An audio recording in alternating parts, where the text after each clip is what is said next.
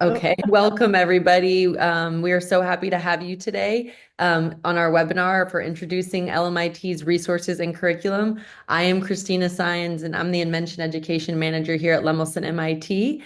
I want to give an opportunity for the rest of the team to introduce themselves as well. And I'll go ahead and jump right in and get into our agenda slide and then give everyone on the team a chance to introduce themselves. So like I mentioned, I'm Christina. I've been here for about 2 years. Prior to my work here at Lemelson-MIT, I was an elementary school teacher in both Boston, Massachusetts, and Orlando, Florida. I became interested in how to get students who don't see themselves as STEM people engaged in STEM because there's such disparities in who participates in STEM. And so that's something that I became passionate about as an educator, and that's what led me to this work here at Lemelson-MIT. So I'm going to go ahead and pass it over to Brenda, and then the team will just briefly introduce themselves and we'll jump right in. So take it away, Brenda. I'm Brenda Payne, and I am in California. I'm an invention education administrator in California, and I was a teacher at third, fourth grade to begin with very diverse students' learning styles, and found an invention program way back when, and began using it, and then ended up as an administrator, a principal at 5 schools, and then an interim superintendent, and then started the California Invention Convention. So I'm the executive director of that as well. And I will turn it over to Edwin. Hey everybody, Edwin Marrero. I've been with Lemelson for a little over a year now. Prior to my time at Lemelson, I taught in New York City public schools. I taught middle school, and yeah, I mean, I always was striving, and I mean, today's talk is about curriculum and stuff, and then for me, curriculum's where I'm passionate about, and I want to revamp the curriculum that we share with our students, and I think invention education is a great way of doing that. Yeah. And I'll pass it over to Liza. Hi, everyone. I'm Liza Goldstein, also an invention education administrator. I'm based in the Boston area. I was previously a fifth grade teacher. I got a master's in education and focused on curriculum development. And then I worked at Boston's PBS station for a while, and then I made the leap to Lemelson-MIT, and I've been here for quite a while. My focus is curricula development. I've developed a number of the resources that you may have seen on our website and some others that we'll be introducing tonight. And last but not least, our newest team member, Rosalind.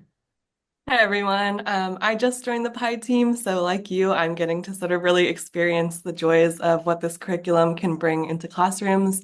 I'm a biologist researcher by training, specifically in sort of the fields of cell molecular developmental biology, but I made the leap to education, teaching high school biology for a couple of years at the Nueva School in San Mateo, California. And I'm super excited to be here joining the PI team. Yeah, thank you, team. We're so lucky to have this incredibly um, experienced team with so many varied backgrounds that just gives us, we have like a very dynamic presence, I think, because of all of our very diverse backgrounds. A little bit about Lemelson-MIT program. So we have 27 years of experience with Lemelson-MIT. Traditionally, we have been a prize program and an organization that gives away grants to high school invent teams. Based on those, our flagship program, the Invent Team program that's been around now, we're in our 21st year. We have been researching because of our executive director, Stephanie Couch, when she came around 8 years ago, she started researching these invent teams because she was very interested. She's one of the pioneers in the STEM movement nationally and really started that in California. But she was seeing before, when she first came here, the success that invent teams was having in engaging young women and students of color in STEM. And she began her research on that around 8 years ago. And from that research, and also research that I did in my graduate studies and other people too, like our invention education officer, Lee Estabrooks, we've built a pretty strong research foundation on what is invention education and how do we then, and why does it work and what makes it successful? So through that, we've taken those findings and have built out this Partners in Invention Education program. So some of the successes from our Invent Team program is 18 patents with high school teams that our high school teams have earned, which is incredibly impressive. There's no special patent application for teenagers or for high school students. They're applying in the same process that all others do. We right now have a 15-member staff and with our faculty director, who's Dr. Michael Sema, who's one of the original inventors on the 3D printer. So Brenda's going to take it away here and tell us a little bit about what is invention education. So we've come up with a process that we believe if students really go through this process, they will be able to help identify problems either in their lives or their family, the community, or to the world, and successfully create a solution to their problem by inventing that solution. And so we start with the finding and defining of problems, which is often a very difficult first step for students. And they spend a lot of time because they feel that everything's been invented and they don't have to think about inventions. But as we continue, they learn that, in fact, we are always needing to be inventing new solutions to the problems. And so then we ask them to start researching the problem that they've decided upon. Is that unique to them, or is that something that many people end up having in their lives? Often they think it's something that just happens for them. Often the problems they come up with are empathetic. They find that they are really wanting to help other people, either their parents, their families, or the community. And they'll start doing more research of the solution that they're thinking about.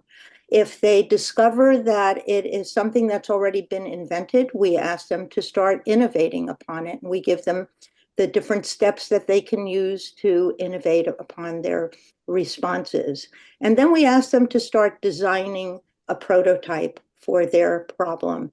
And once they take the prototype, we ask them to start talking to experts that might help them understand whether their solution is something that is actually going to be able to help the problem that they've identified. And then we have them build it. It can be something simple or it can be a more complex prototype. It doesn't have to be working necessarily, but students have to be able to discuss how it would work if it does. And then once they get the feedback, we ask them to start testing it and then redesigning it based on what they've learned. And all of that helps them to create that final prototype or that final invention. And what goes through all of this, which for us is one of the more important pieces, is communication skills. We'll find students who really are not able to communicate ideas that they might be having, but they become so invested in the problem that they identify that pretty soon they become the expert in that area. And what we really are trying to do, not everyone's going to become an inventor when they get older, but we want them to develop those skills to think in terms of being able to solve some of the problems which we are creating for them with climate issues and all sorts of problems that are out there. So that's the process that we're putting students through. Yeah, thank you, Brenda. And just so everybody knows, there's this, because this is a webinar series. In our last webinar, which was what is invention education, we take a deeper dive into kind of what is it, why, what we're going over right now. And you can access that on our webpage for the last webinar. So thank you, Brenda. You always give the best explanation for that. And that leads us to, which I'm quickly going to go over. So why? Brenda talked about what it is. Why do we need this? And she was closing off with that is we live in this world with these problems that many of us created for the next generation. We need to develop creative problem solvers that know how to address these problems. So the grand challenges of today, they need a diversity of inventive problem solvers with creative ideas and robust experiences, to be able to address these complex problems. So that needs to start early and often. Like anything else in life, when we start early, when they develop that identity that I am an inventor, I am a problem solver, they're more likely to engage in that as they get older. And they need these mindsets to thrive in many industries and to help develop industries that don't yet exist yet. So we're going to jump right in today. The focus of today's webinar is to talk about the different curricular resources that we have. So our last one was the deep dive into what is invention education, why does it matter? Today is just to share more about the resources that we've developed. And at the end, we'll give opportunity and actually jump in anytime. If you have questions, please put them in the chat or feel free to raise your hand if in the moment you find that you have a question. So I'm going to go ahead and pass it over to Liza, who has developed our Light Up Kicks curriculum, which we're thrilled about. Thank you, Christina. So about a little over a year ago, we received a grant from JWEL, which is the Jameel World Education Lab at MIT, to develop a new curricula for the elementary level. We already have a number of resources that you may be familiar with, like the JV Invent Team guides on our website, which are geared for middle school and high school, but we felt we needed to fill the gap with elementary resources as well. So I'm going to give you an overview of the curricula right now. It is an 8-week transdisciplinary curricula, 16 meetings. So we built it so that teachers could potentially meet twice a week for 8 weeks. Our goal is that it's led in the class, although it probably could be led in after school or as a camp as well. But we piloted it as an in-school program, and we actually successfully piloted it at 2 sites this past spring, and we're currently doing an official pilot to get qualitative data with another school this fall. So the program's geared for 4th and 5th grade youth. It's all standards based, and we have standards tagged throughout the guide for educators. There's an educator version, and then there's also a student slides version as well. So to sum it up, students develop, introductory inventive thinking skills, and then they proceed to build their own light up shoe prototype over the course of the 8 weeks.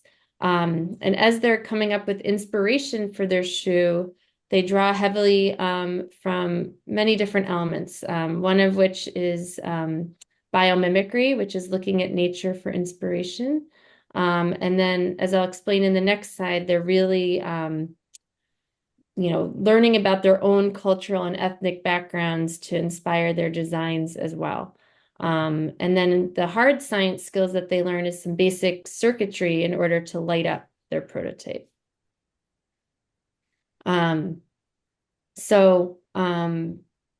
As I just mentioned, this curricula is not just STEM focused, it's also bringing in other subject areas. So there's a really heavy influence from social studies here, as students get to explore their own backgrounds and pick a country or culture to inspire their design and that reflects their identity. And research has really proven that if students draw from their own backgrounds, they get more invested in STEM programs and are more likely to pursue future STEM opportunities as they get older.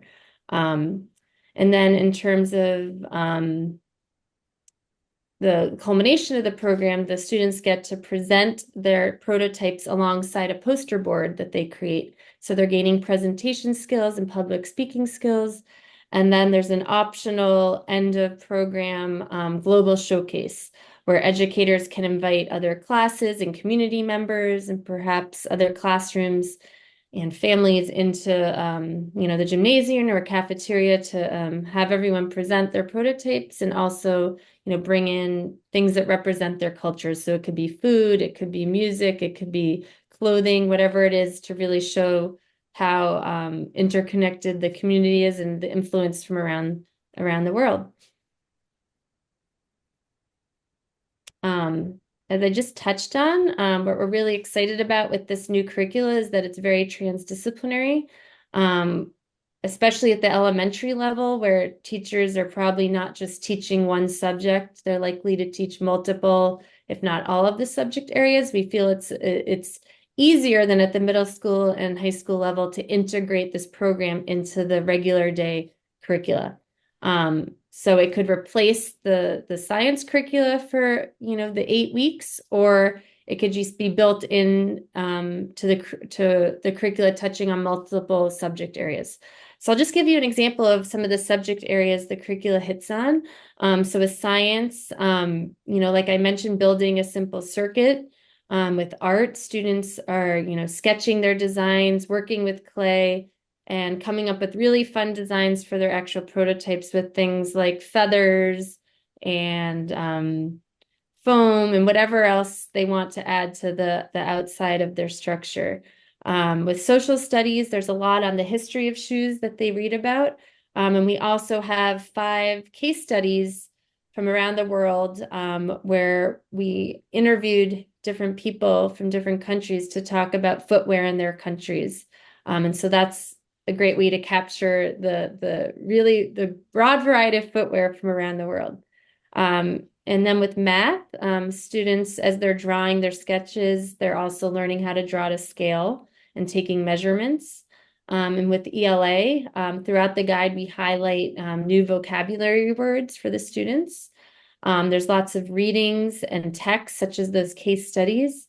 And the students will get plenty of writing skills for their poster board and also presentation skills as well. Now, I just want to take maybe 5 minutes or so to do a little hands-on thing. I know you guys don't have materials on hand to build a shoe, but everyone, or I'm hoping everyone has access to at least a piece of paper and a pencil at this time, or a pen. And we're going to do a very condensed version of what the students do when they're first choosing their shoe and the country for their shoe. So what I want you to do is choose a sport or activity for your shoe. So this could be ballet, soccer, hiking, walking, skateboarding, whatever it is. Maybe it's something you like to do in your free time. And then also choose a culture or country for your shoe. So this could be a country that represents your background, or it could be just a country or culture that you're interested in or know a lot about. And I want you to sketch a quick design of both the outsole of the shoe, which is the bottom of the shoe, like the picture on the right, showing the different treads on the shoe that would be appropriate for the activity that you're doing. And then also do a sketch of what the upper part of the shoe would look like. And that would be more like what you see in the bottom picture with the different designs and the general feel and look of the shoe. So if you can take, right now it's 7:20, I'd say let's come back at 7:25. I know this is a very short time to accomplish these tasks, but it's all the time we have, and it'll just give you a flavor of what the students will be doing in this program. And when we're done in about 5 minutes, if anyone wants to quickly share their shoe or talk about it, we could leave a minute or two for that as well. Definitely. I think Brian has some music for us. So I'm going to get started too. I actually have my high school daughter here. I'm going to have her participate as well, whether she wants to or not. She's smiling very big at me, as I'm sure you can imagine. Yeah, as you can see in the photo on the bottom, I'll just talk while you guys are drawing. You don't have to look at me. Focus on your drawings, but students put a lot of research into this. This isn't just a quick activity for them. They're asked to do some homework of going home and interviewing family members to learn more about their culture. They're asked to do some research, and this could be, internet research, going to the library at their school. It might be a nice way to connect with their library or technology teacher at your school to do that research. And then they look at, what's already out there. They do some patent searches. They look at footwear that already exists. So it really is a many-week effort that leads up to their actual final design. And I'm actually going to stop screen sharing quickly just so we can play the music. So you're choosing a sport, maybe take a picture on your phone if you need a reminder. Choosing a sport or activity for your shoe, choosing a culture or country, and sketch a quick design. I know what I'm going to do. Everyone on my team can probably already guess what I'm going to do, my sport. And one of the reasons we chose shoes, I mean, it could be anything. This could have been light up hats or light up clothing. But you know, every culture has shoes, and shoe culture is a big thing, especially in the US. It's a big, you know, fashion statement for kids, especially kids who play sports. So it's something that kids can relate to and be interested in and want to, you know, pursue building their own shoe.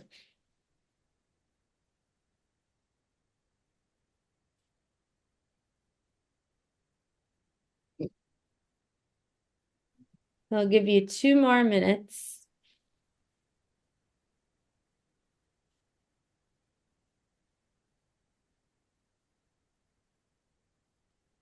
Even when we think we've had the music figured out and when we've done everything to prep, we still have trouble with the music. It's so hard to play music on a Zoom. Well, that's part of invention, I right? know. You know, things don't usually work the first time. Exactly. We learn failure every time. I think we have to all learn a song at some point that we can sing for when this takes place. You can take the lead with that, Brenda. Nobody wants me to be that person, trust me. Row, row, row your boat. Anyone can join in. Look, we got it. Save me. Just in time, just in time. Just as Brenda was hitting the high note, Brian comes in. You're good, Brenda, better than me.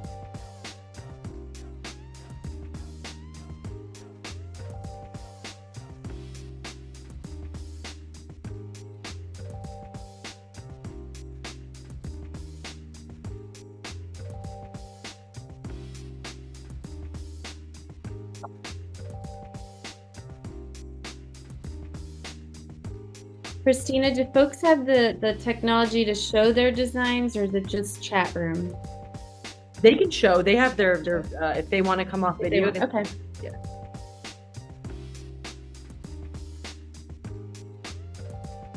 All right, we'll give one more. Actually, we're at 7:25, so we can cease the music, as lovely as it is. Nancy, you looked as though you had an idea already. Seeing Shelley, Chetta, did you have an idea? Can you go off of mute? You'll need to get off of mute and then tell us about it. There, I think I probably drew it too small. Just like a barefoot shoe for walking. That was all, with cinches on the top for fit and then ridges on the bottom for a natural walking pattern. Super. Anyone else have an idea they can share? Let's see, we have Carolyn. Carolyn, you're there. I'm You from go. Iowa City, and we are our culture is Caitlin Clark basketball.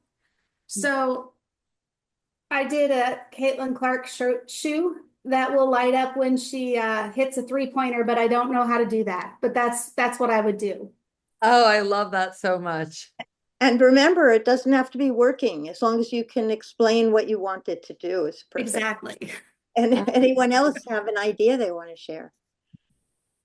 We have Jeffrey. My name's Maura. Sorry. Oh, go ahead, Maura, and then Jeffrey will do. Yeah, as I was just saying. Irish, and I thought cricket was an Ireland game, and so I made a little cricket boot with a little shamrock on the side and laces up the top to support your ankles. Did you get a drawing there together yet? Can you see it? If you hold it up, Hold it up a little more. Oh, a little closer to the computer and up higher. You're almost there. There you go. Perfect. Great. Awesome. Thank you. Jeffrey, what did you have? Get it in there a little bit. I'm a true American mutt. My heritage is completely mixed. But in terms of an interesting little design was one which is the Eastern European, Polish, Lithuanian, a lot of everything else there, which is the Pasenki Easter egg design in the sole, and then the Polish flag. I love it. Upper. I love that it's going to imprint with the design. Yeah. Oh, yeah. Anyone else ready? Oh, Eric, I knew you were going to do a rugby boot. Eric's as crazy about rugby as I am about soccer. I love it. It'd be the flashy white for those little backs out there that basically never get their uniform dirty. But us forwards, we'd have, yeah, dark. Love it. Awesome. Anyone else want to share before we move on? Or anyone have any comments or questions? Yeah. I do. Oh, sorry. Go ahead. No, that's fine. I I'm a indigenous person. I'm a First Nations person, so I thought about dancing shoes. I don't know if you can see this. Yeah. So the bottom is rubber and the upper is leather. So it's kind of a throwback, but brand new. Love that. Fabulous. Ella, how do you say your name? Ella. Those are all amazing. I'm from all over the place, but my happy place is somewhere in the American West outdoors. I love running. So this is a running shoe. I don't know how they work, but it has little clouds on the bottom that help you just kind of float across the landscape. I can just imagine like floating, running across some beautiful plain or field or mountain somewhere. So that's on the bottom, and it's got these sort of little wings on the side and a sort of compass on the top and a landscape around it. Oh, I love the compass on the top. I'm impressed that in the short time you used you had colored pencils Right and here. got They've creative. been And gathering dust. always, given how little time you've had and how students will have a lot more time, imagine what they'll come up with when they really can think about it a whole lot and really design things that are relevant to them. I love these. Very exciting.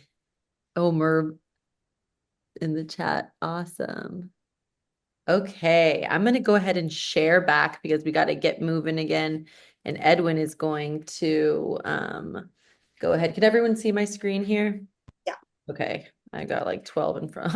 Okay, here we go. So we're going to go ahead and jump in. So you got to see at the elementary level. So Liza designed this incredible culturally sustaining curriculum, which we are super proud of. And that's newer in the past 2 years. And this, I think, before Light Up Kicks, the more recent curriculum that we had developed is toy design. And toy design, like Edwin's going to talk about, initially was designed for upper elementary students, but we quickly learned that many students across grade spans could use this going up into high school. So Edwin, I know that was one of your points, but I thought it was a good segue now just to kind of give that idea that we worked on elementary. Now we're going to talk a little bit about what can be used in that middle school space, and then I'll close this off with some of our high school community college curriculum. So Edwin, take it away. And just, I will preface this by saying that while our JV guides are available for free online to download, someone asked that in the chat, we have 3 proprietary JV guides, which are only available to PI members, and those are focused more on the computer science skills, and this is one of them. This is our toy design, which is a popular one. So Edwin,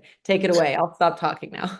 Picking up my points. I was like, yeah. Yeah. So the goal of, I mean, as Christina mentioned, this is one of our PI member exclusive JV Invent Team guides, toy design. We actually find, especially for teachers and students who are being introduced to invention education for the first time, this is a very great starter activity for folks. And it's a whole unit. It has multiple meetings and whole setup. I just want to talk just a little bit overview about it. So the goal of toy design is just to cultivate new ways in thinking and to develop technical skills for students through these hands-on STEM activities.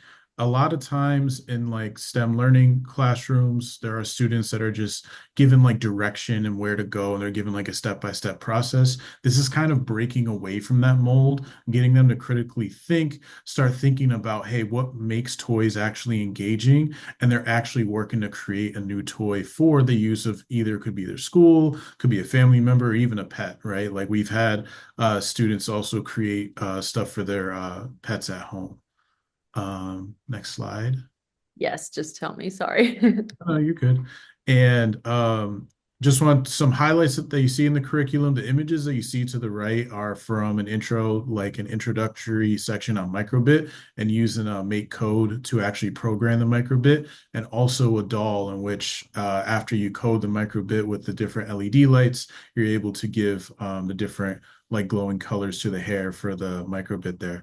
But some other things that show up in toy design curriculum. We have just, the overall invention design process, which is the students identifying a problem. In this case, for toy design, they're identifying what makes a toy fun and engaging. And that's where they're trying to build their inspiration as they design their own toy. There's some prototyping and block coding. We have, like as I mentioned before, just an introduction to microbit and make code, basic circuitry, similar to what Liza had going on with Light Up Kicks, interviews of beneficiaries. So obviously, like when they want to create these toys, we believe a part of the invention design process is it's an empathetic design process. So when you're designing for someone, you should probably interview and see what are their interests and what makes toys fun for them. So there's a piece within the toy design curriculum that also supports students and how do we interview these folks to get to know, what makes them interested in actually playing with the toy. Presenting and public speaking, obviously, towards the end, like when they actually make their toy, they have a whole setup for presenting it. Either it can be to the class, it can be to the whole school, however the educator decides to do it, and then a marketing campaign for their toy. And there's a guest on our call, Kevin Warfield. He's actually done some iteration of toy design in his class. I actually wanted to welcome him in and share what are some of his thoughts or share some of his experiences when he implemented this curriculum with his students. Thanks, Ed. I implemented this, I think, in 2021, 2022. So we were still kind of in COVID. So there were, interviewing a beneficiary obviously didn't work well for us. But this is a great gateway to coding. I actually used this in a freshman engineering class, and it went over really well with the coding. The kids, after I showed them a few tricks with the micro bits, they were tinkering with it on their own and come up with, a lot of different aspects of micro bit. Prior to this, I've been really resistant of computer science and coding, and Lee Estabrooks had to goad me a little bit into doing this, but we actually took the microbit, and the following year we flipped it into an inventing grant because my students invented a cave tracking system because microbits will talk to each other. And we found out that they will work underground. So, this is a nice gateway if you're thinking about, doing or applying for an inventing grant. And this is a good test run. Get familiar with technology, get your students familiar with technology, because I think I learned as much as the kids did from this. Thank you, Kevin. It was great. And when I was going to jump in really quick and just give another example that when I met Kevin, I also met another teacher from the West Coast named Sam Ung, and she did this toy design unit with, she was at a school where there were a program for students that were hard of hearing. So she had her class of fifth grade students design toys for those students that were part of the program, for those students who were hearing impaired. And it's, as Edwin hit on, and as Brenda also said earlier, it's so important that the students lead with empathy and that they are able to connect with the person who is experiencing the problem or the person who needs the toy in this case, because that's what kind of makes invention education special and that's what gets many students who wouldn't normally see themselves as an engineer or being drawn to the hard sciences, is this human component of it and the human element of the invention process. So I thought that was a really good example that she had that I wanted to share. So should I go to the next slide, Edwin? Yes, please. Okay, sure.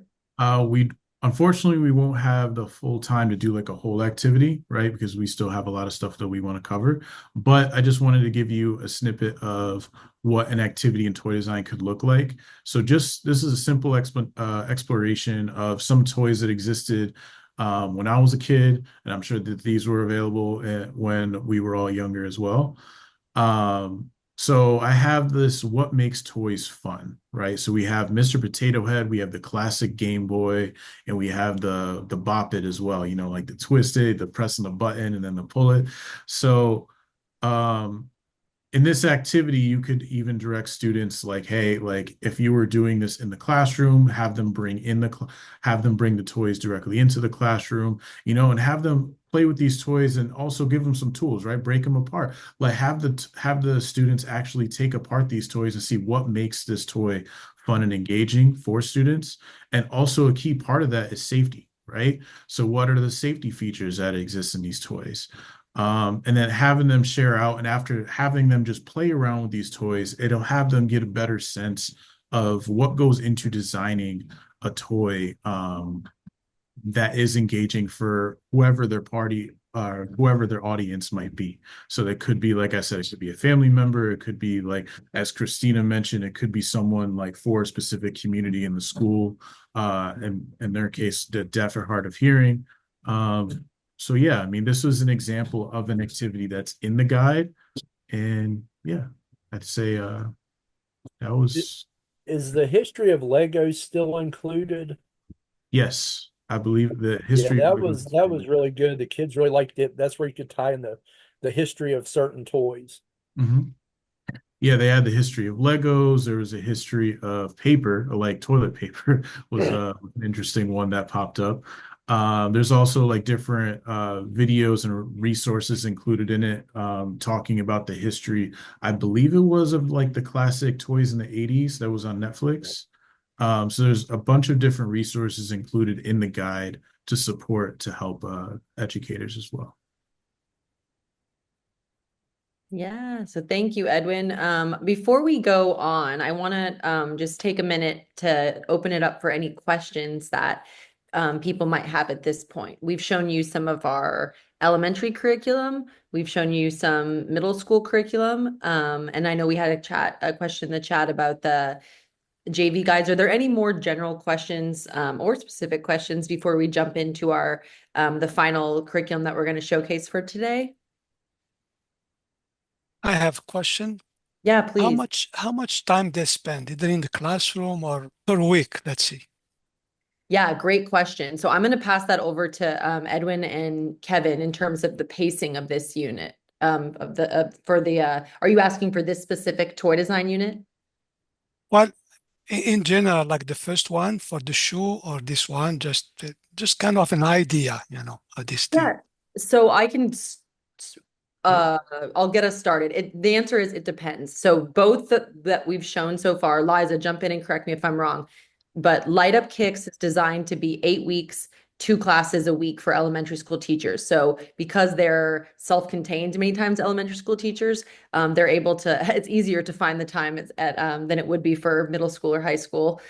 So they have these 2 different periods over a 16 or an 8 week span, and they can range from, what was the time like, Liza? Like 45-minute sessions? We wrote them for 45, yeah. I feel like there's always ways to make them longer. There's extensions and videos and that sort of stuff, but if you want to do like the core components, you can do it in 45 minutes twice a week. And that's something that we help with, is obviously we design the curriculum, like Light Up Kicks is designed with the 16 lessons, 8 weeks. What Edwin just showed you, toy design, it's 7 units, right, Edwin? And there's 7 units in toy design? Yeah, it's designed for 7 meetings, each for about 45 minutes each, 45 to 90 in that range. It depends on the different activities that you use and the resources in there as well. Exactly. And so part of what we do through the PI services is part of our Partners in Dimension Education program is amend that for teachers. For example, one of our PI partners in California, Pajaro District, they wanted to use our JV Invent Team guides within the school day in a science period. So Liza worked with that teacher to chop up our JV guides and make them fit within that teacher's schedule. Brenda has done the same with other curricula that we have. So that's part of what we do, is we work with the educators to see how could we fit this in?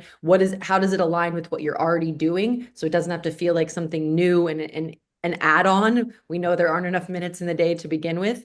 So I guess the answer is it depends. And it's good that you asked that question now, because the two that we shared so far it's like an 8 week, 7 unit that could go between anywhere between probably 3 and 4 weeks for toy design, or you could stretch it out even more if you wanted. Yeah. But what I'm going to show you now at the high school level is a two curricula. I mean, I'm sorry, two curricula, a 2 semester curricula. I apologize. That is meant to be not all inclusive, not a daily lesson plan. Like this is what you're going to do today, but the core of it, the framework is meant to be used over the course of 2 semesters. So it's a great and timely question that you ask. Did that help give you the answer? Yeah, thanks. That's always great. Thanks. Yeah. Of course. Any other questions before?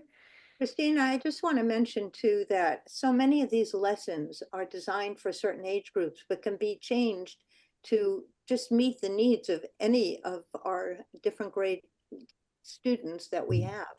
There's so much in each one of these that they really are, any student would be able to enjoy doing them and come up with new ideas for them. They all go into the design and engineering kind of curricula.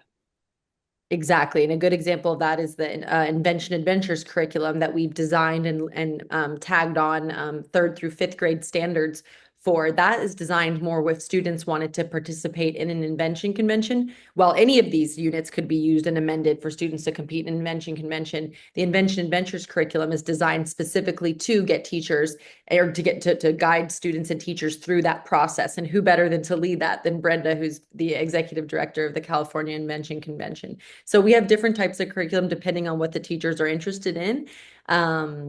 And yeah, and so I saw a question about is it only the JV guides? Is that the only curriculum available? The JV guides are the only curriculum that we have that's available for free, open source. The curriculum that I'm showing today, the curricula that I'm showing, that we are all showing today, is it's for our partners in Invention Education members. So it's a membership-based program where we work with schools or districts, and we can talk a little bit more about that at the end. But this is all the proprietary curriculum for our PI program.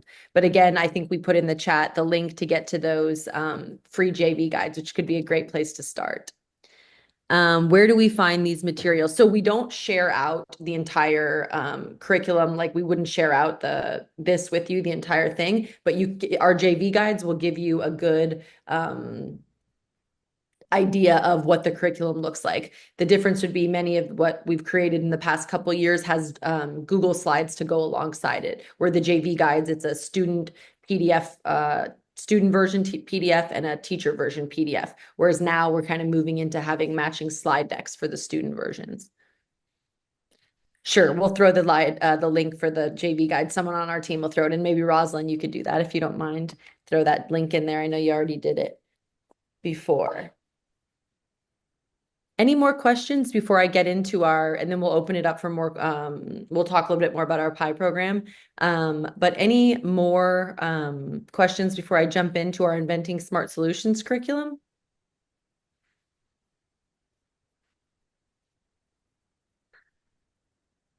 No, but Nancy, just in response to your question too, where do we find more if you want to look closely? We'd be happy to jump on a follow-up call with you and to walk you through and share some of that curriculum in a deeper way.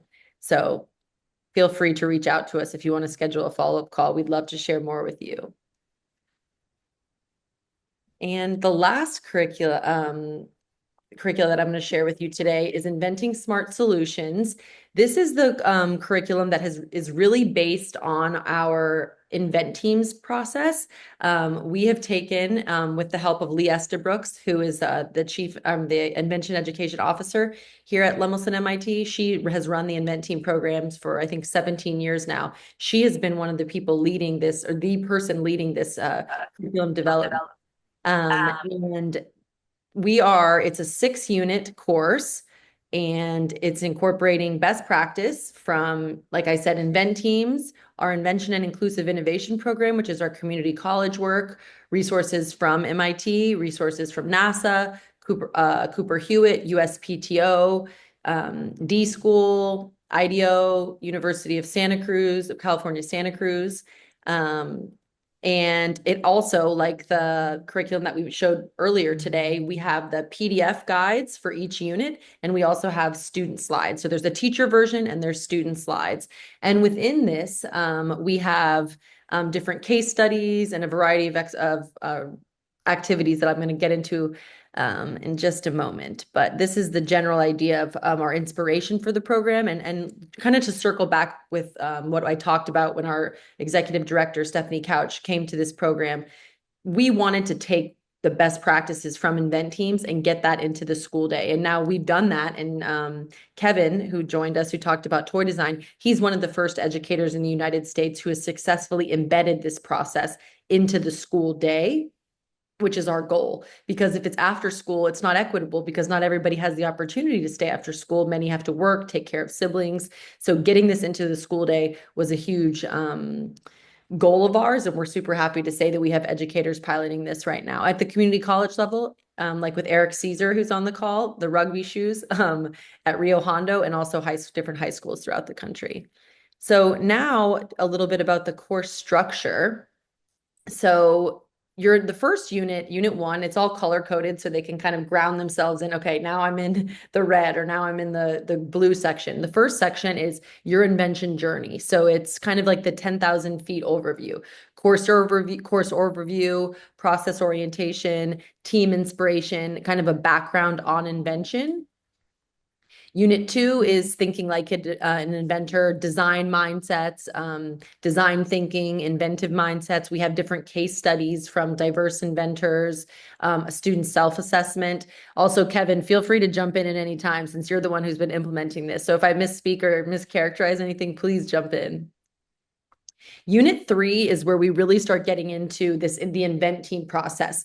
Units 1 and 2 are more orienting the mind for what the students are about to go through, and the educators, right? This is for new educators educators who are new to invention education. So that's really unit 1 and unit 2 are going to be in the overview, orienting students and teachers for what they're about to take on. There's sections that when I was a teacher, I would probably try to skip over, and I would be wrong to do that because these are very important pieces to the invention process. And then finding a great problem is really the hardest part of the process. And that's unit 3. So they need to brainstorm, refine their problem, get into the community and talk to stakeholders about their problems. We had a team from Calistoga last year and they were piloting this curriculum. Early in the year, they got into their community and started talking to firefighters. They also started talking to farm workers.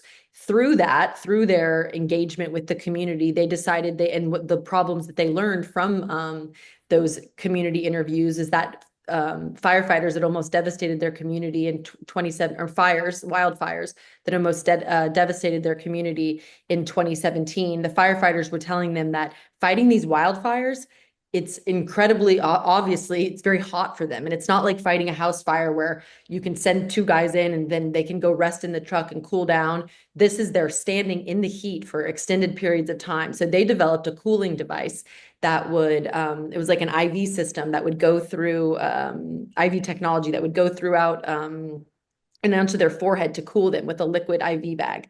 And they also want to take that technology to help farm workers, who the only difference is with farm workers, it would provide a heating element too, because many times many of their family members, their parents worked in the farms, and they would go out into the fields or worked in the fields, and they would be in the fields in early morning where it would be, under 50 degrees, and many times by the afternoon, it would be very hot. So this was something, it shows how when they believe in the problem, when they feel connected to the problem, they're much more engaged in it. But Kevin's team also developed an invention for firefighters this past year.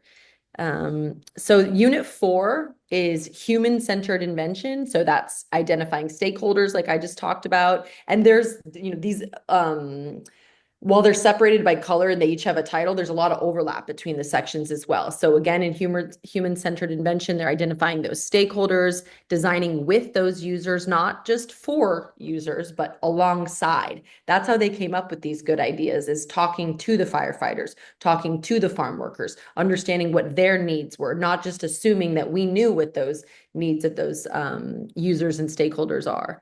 Also finding those implicit needs that might not be so obvious, and that's through listening very deeply. to the stakeholders and to the users and what they experience. So these first four units, that can take you through about semester one. So teams should have classes, which will eventually be broken up into teams, different teams of students, will have a problem and a potential solution vetted by winter break. And unit 5 is then we're into the build. So that's when they're talking about project management. They're doing patent searches, patent documentation. They're learning about entrepreneurship. And unit 4 and 5 will take the longest amount of time. At least that's what we predict on this pilot. And then the last one, unit 6, is implementation and delivery. So that's where they'll kind of have their community showcase after unit 5, when they're done with unit 5. So then they can show out their prototype, get some feedback on that, iterate it, and then get ready to present at a final showcase if if the educators want, invite community members, leaders from the community. We've had mayors join, school board members. Anyone else I'm forgetting, Kevin, that maybe could get involved from the community, other than obviously industry partners? Please answer in 1 second, but I was just going to share that invention education is not something that can be done in a self-contained classroom where the teacher has to have all the answers. This type of instruction and learning forces teachers to get out into the community and bring in experts. No teacher can be the expert in everything their student invents. We don't know what they're going to invent in the beginning. So it involves a network of support, a community of support. So Kevin, anyone else that you think that I'm forgetting that is helpful in this process? I think, well, I think you hit on about everybody that we dealt with. But, one of our problems, obviously, or like Christina mentioned, was with the fire department. And then our second invention that we did, we had a student whose sister was paralyzed from mid-thigh down, and it was getting harder for his parents to move her and lift her. And so we invented a wheelchair. So it doesn't necessarily have to be for, you don't have to find your inspiration on a huge platform. Their problem might be sitting at home. It can be within your house. So it really made the students look around and be aware of everything going on to find their problem. And like Christina said, the finding the problem section was probably the hardest, because we went for days. We would have a whiteboard full of stuff, and then they would start scratching things off. And the great thing about it is I sat in the back of the room and I let them discuss everything. And by the time we were loading up to go to Cambridge, all I did was turn on the lights. The students take over this curriculum, and they run things. They're like, you need to order this. You need to teach me how to do this. This is what we need to work on today. So you get to the point where you don't even write lesson plans for this class. It writes it for you. Yeah, that's awesome. Thanks so much, Kevin. And it's so helpful to hear from we could talk about this all day. And of course, we were all teachers on this call that worked for the PI program and for many years worked as educators. But it's very helpful, as you all know, to hear from somebody who's doing it right now on the ground, because they're the ones who have the best understanding of how this works and how it unfolds. So we're so grateful to have educators like Kevin who are willing to work with us and pilot the curriculum so we can continuously improve it. So I wanted to share a little bit about just a few activities from the curriculum. So this is one, it's called the impact and urgency activity. And this is one students have they've come up with their own individual problems. So we developed this tool so they can help organize, okay, we want to consider the impact and we also want to consider the urgency, the timing of this. So they use this simple XY axis to decide. And one thing that we noticed when you go into this without kind of saying ahead of time, think of problems that can be solved within a year time, or that you can at least start to scratch the surface on in a year time. Because many times when you just throw it out there of come up with a problem, the problems that they're taking on, I've seen many times, it's like curing cancer, solving world hunger. These are incredible problems. These are huge problems, but they're not the first problem that students need to take on, in my opinion, when they engage with this. So when we set the stage with that, and then we kind of move into this next activity, it helps them see what is a realistic problem to take on, and also what's important and what's going to have the greatest impact. So this is just, I just wanted to share a little bit, a few activities from the curriculum that educators have found helpful. So they would first, align it along the y-axis, and then they would talk about the urgency, about how urgent is the matter, needing it to be solved. I'm sorry, start with the X and then move along the Y. And then we just would reflect on it. How does this subjective and visual representation of impact versus urgency help you evaluate the problems? Which problems are the most meaningful to you? How might you solve them with a technological invention? Because that is critical for this program, the Inventing Smart Solutions class, is we want them to develop a technological solution, and that's informed by the work that we've done with Invent teams.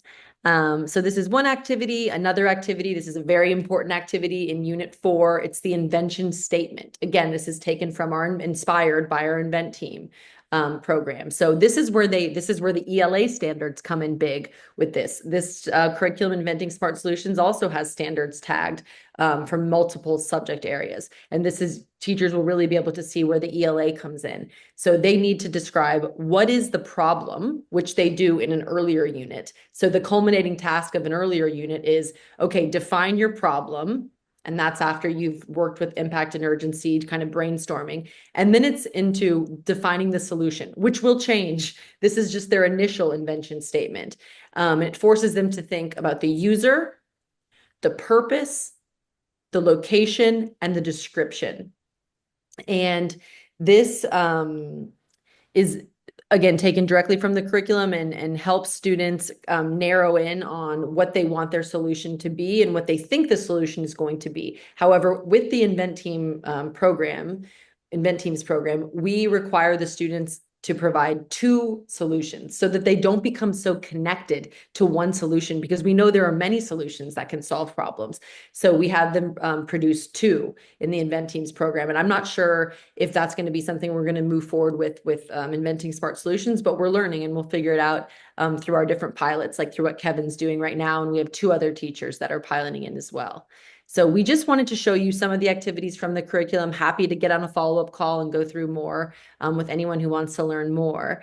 But I want to pass it over to Edwin now, because while we also have pilots throughout the US for the high school curriculum that I just shared, we also pilot a lot of this curriculum in Cambridge, in our backyard. And Edwin is the one who does most of this forward-facing work, running programs with local teens. And also, we've also run them with young elementary school students, just kind of one-offs. But Edwin has run extensive programs, multi-week programs, where he pilots this curriculum with students in Cambridge. You want to talk a little bit about that, Edwin, the work that you've done? You might be muted. Sorry, I was muted. Yes. Yes. So, I mean, as part of supporting educators in terms of with the curriculum offerings, we do iterate and test these curriculums ourselves, and we kind of treat Cambridge as our learning lab. We test out the curriculum we offer to our PI members, and we try to see what works, what can be tweaked. I mean, we're all educators like everyone on this call.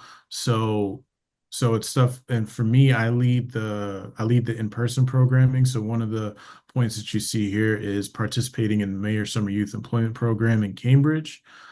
We brought in 25 high school students to do a deep dive of our Inventing Smart Solutions curriculum, and the theme of that summer was actually sports inventions, and they created a whole bunch of great ideas around sports. We had folks creating cleats, we had folks creating a self-spotting device, which that student's really interested in to the point where he wants to pursue a patent. So it's just, we iterate these curriculums all the time just to test to see how it works.